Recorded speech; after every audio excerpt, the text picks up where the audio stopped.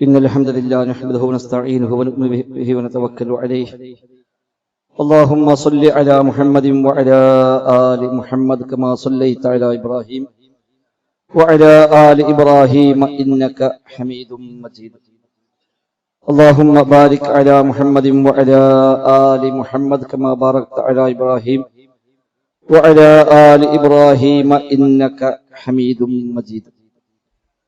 أما بعد فإن خير الكلام كلام الله وخير السنن سنن محمد صلى الله عليه وسلم وشر الأمور محدثاتها وكل محدثة بدعة وكل بدعة ضلالة وكل ضلالة في النار. أعوذ بالله من الشيطان الرجيم. بسم الله الرحمن الرحيم. يا أيها الذين آمنوا اتقوا الله حق تقاته ولا تموتن إلا وأنتم مسلمون. ബഹുമാന്യരായ സത്യവിശ്വാസികളെ, വിശ്വാസിനികളെ, റഹ്മാനായ റബ്ബ് സുബ്ഹാനഹു വ തആലയുടെ നിയമനിർദ്ദേശങ്ങൾ കഴിവിന്റെ പരമാവധി ജീവിതത്തിൽ പാലിക്കുവാൻ പരിശ്രമിച്ചുകൊണ്ട് മുത്തഖീകളായി ജീവിക്കണം എന്ന് ഈ ബലിപെരുന്നാൾ ദിനത്തിലും പ്രത്യേകമായി എന്നെയും നിങ്ങളെയും എല്ലാം ഓർമ്മപ്പെടുത്തുകയാണ്. റബ്ബ് സുബ്ഹാനഹു വ തആല നമുക്കെല്ലാം തൗഫീഖ് പ്രദാനം ചെയ്യുമാറാവട്ടെ. റഹ്മാനായ റബ്ബിന്റെ മഹത്തായ തൗഫീഖ് ഒന്നുകൊണ്ട് മാത്രം ജീവിതത്തിൽ ഒരിക്കലുകൂടെ ഒരു പെരുന്നാൾ ദിനത്തിലേക്ക് എത്താൻ നമുക്കെല്ലാം അവസരമുണ്ടായി. അല്ലാഹു സുബ്ഹാനഹു വ തആല നമ്മിൽ നിന്നെല്ലാം എല്ലാ സൽക്കർമ്മങ്ങളും ഖബൂലാക്കുമാറാവട്ടെ. ഖലീലുല്ലാഹി ഇബ്രാഹിം അലൈഹിസ്സലാത്തു വസ്സലാമിന്റെ ത്യാഗസ്മരണകൾ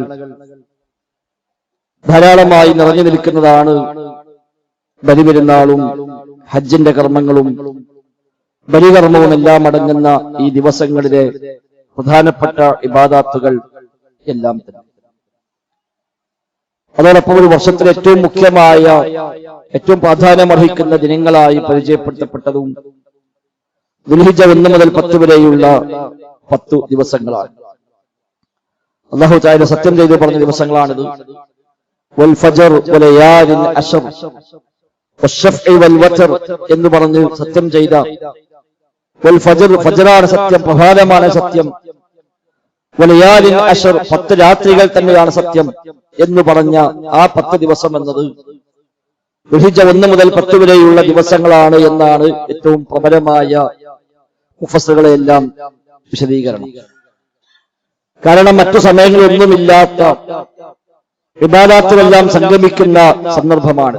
ഉമ്മഹാത്തുൽ ഇബാദ എന്ന് പറയുന്ന നിസ്കാരം, നോമ്പ്, സക്കാത്ത്, ഹജ്ജ്, ഇത് 4ഉം സംഗമിക്കുന്ന ഒരു സന്ദർഭം ഒരു വർഷത്തിന് വേറെ ഇല്ല.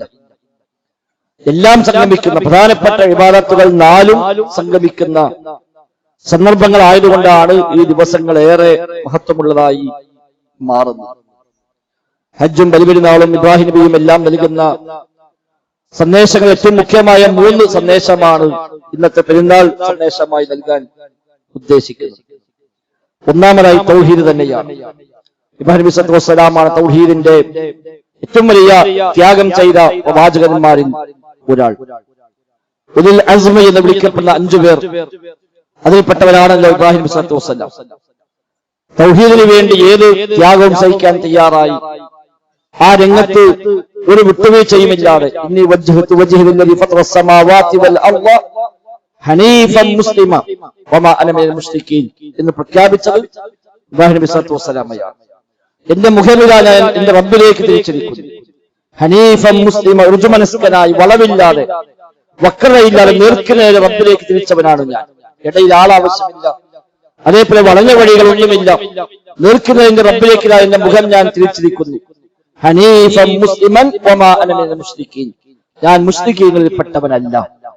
അത് വ്യക്തമായി പ്രഖ്യാപിക്കുകയും സ്വന്തം പിതാവും കുടുംബവും നാടും മുഴുവനും തനിക്കെതിരായിട്ട് അതൊന്നും വകവെക്കാതെ എന്റെ റബ്ബിലേക്ക് ഞാൻ മടങ്ങുന്നു എന്ന് പറഞ്ഞു. ഇന്നി ദാഹിബുൻ ഇലാ റബ്ബി സയഹ്ദീൻ, എന്റെ റബ്ബിലേക്ക് ഞാൻ പോവുകയാണ്, അവൻ എനിക്ക് മാർഗം കാണിച്ചു തരും എന്ന് പ്രഖ്യാപിച്ച ത്യാഗത്തിന്റെ ആൾരൂപമാണ് ഇബ്രാഹിം നബി സല്ലല്ലാഹു അലൈഹി വസല്ലം.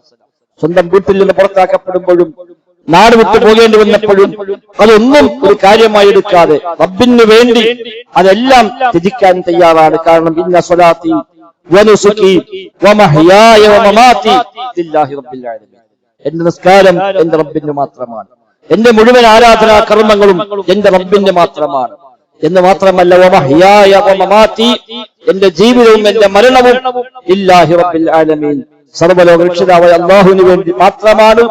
ലാ ശരീക ലഹു, അവനൊരു പങ്കുകാരും തന്നെ ഇല്ല. നിസ്കാരത്തിന്റെ കാര്യത്തിലാണെങ്കിലും മറ്റു ഇബാദത്തിന്റെ കാര്യത്തിലാണെങ്കിലും ബലികർമ്മത്തിന്റെ കാര്യത്തിലാണെങ്കിലും ഒന്നിലും അവനൊരു പങ്കുകാരുമില്ല. വബിദാലിക ഉമിർതു, അതിനാണ് എന്നോടുള്ള കൽപ്പന.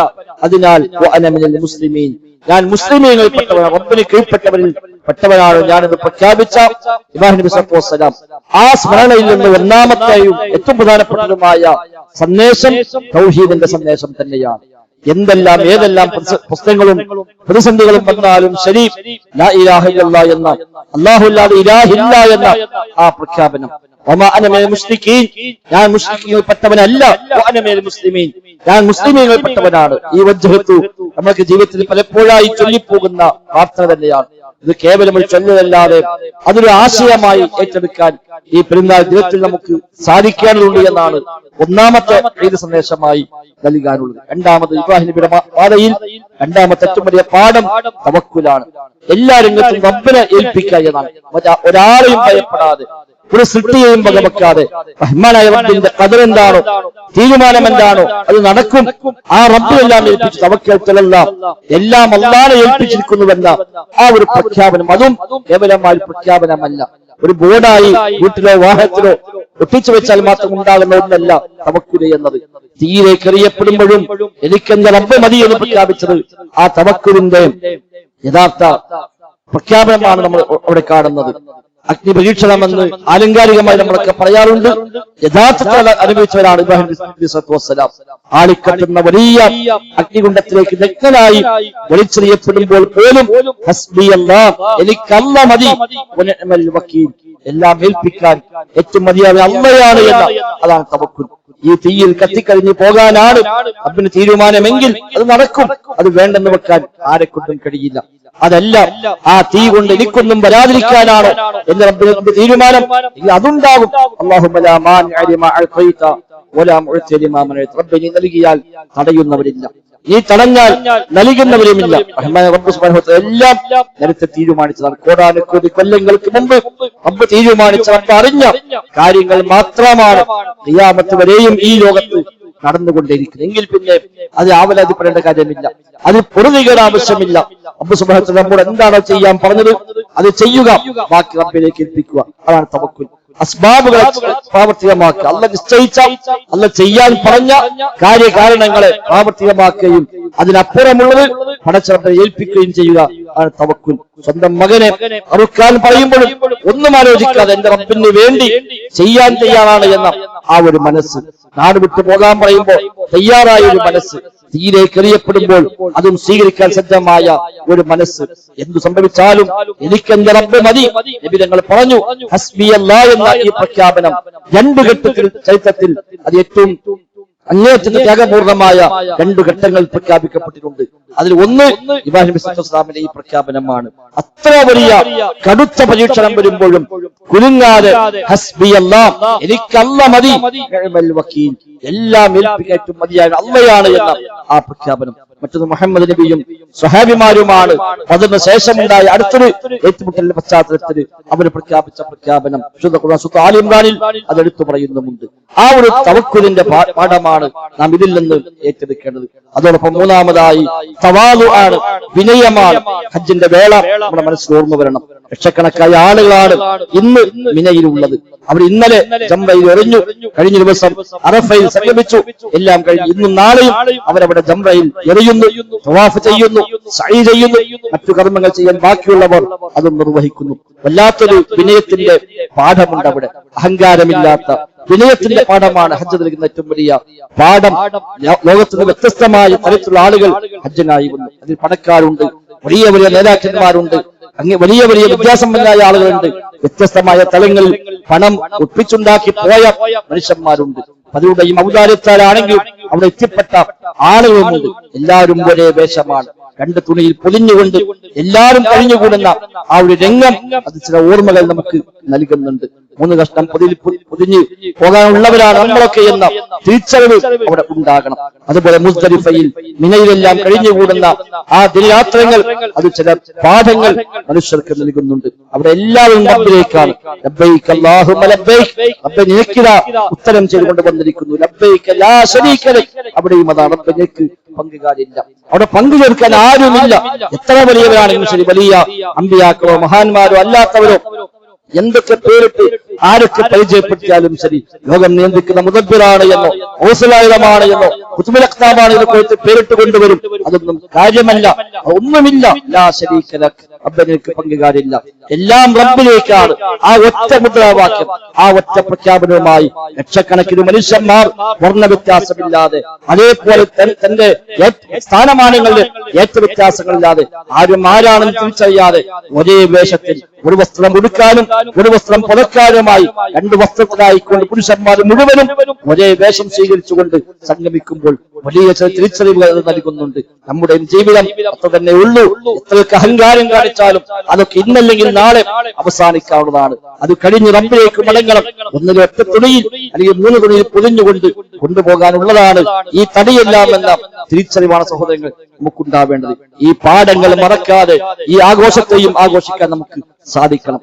പെരുന്നാളാണെങ്കിലും മറ്റല്ലാത്ത സമയമാണെങ്കിലും ശരി, ഈ 3 പാഠങ്ങൾ ജീവിതത്തിൽ പാലിക്കുക. ഒന്ന് തൗഹീദാണ്, 2 തവക്കുലാണ്, 1 തവാദുഅ് വിനയമാണ്. അഹങ്കരിക്കാൻ നമുക്ക് വകുപ്പില്ല. നമ്മുടെ കയ്യിൽ എന്തെല്ലാം ഉണ്ടെങ്കിലും അതെല്ലാം റബ്ബ് തന്നതാണ്.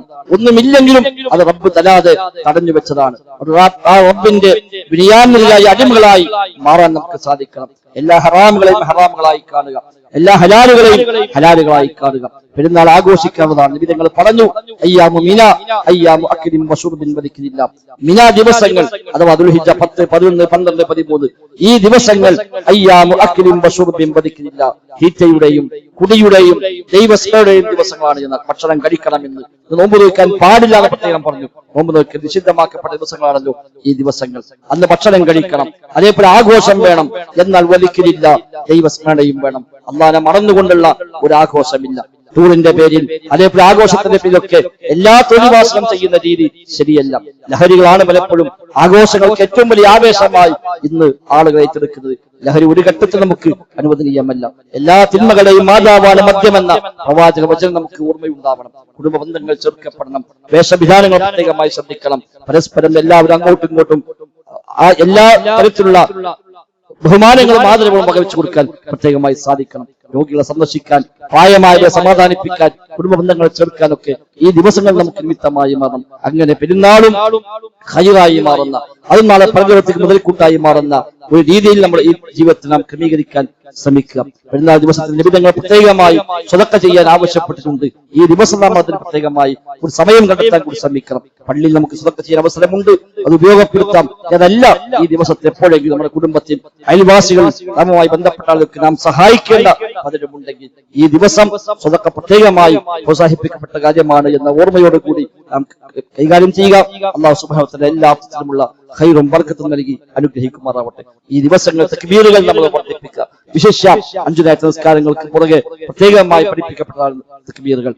ദുൽഹിജ്ജ 13ന്റെ അസ്ർ വരെയും ആ തക്ബീർ സുന്നത്തുണ്ട്. അതല്ലാതെയും പൊതുവായി മുത്തലഖായ തക്ബീർ എപ്പോഴും എങ്ങനെ നിർവഹിക്കാം. ഇബ്നു ഉമർ റളിയല്ലാഹു അൻഹു അങ്ങാടിയിലേക്ക് ഇറങ്ങി ഉറക്കെ അദ്ദേഹം തക്ബീർ മുഴക്കാറുണ്ട് എന്നും ആ തക്ബീർ കേട്ടുകൊണ്ട് അദ്ദേഹത്തെ കൂടെ മറ്റുള്ള ആളുകളും ഒന്നിച്ച് തക്ബീർ ചൊല്ലി പോകുമെന്നൊക്കെ ഇബ്നു ഉമറിന്റെ ചരിത്രത്തിൽ നമുക്ക് കാണാൻ സാധിക്കുന്നു. ഏതാണ് ആ തക്ബീർ? മനസ്സിൽ നാവണം തക്ബീർ വരുന്നത്.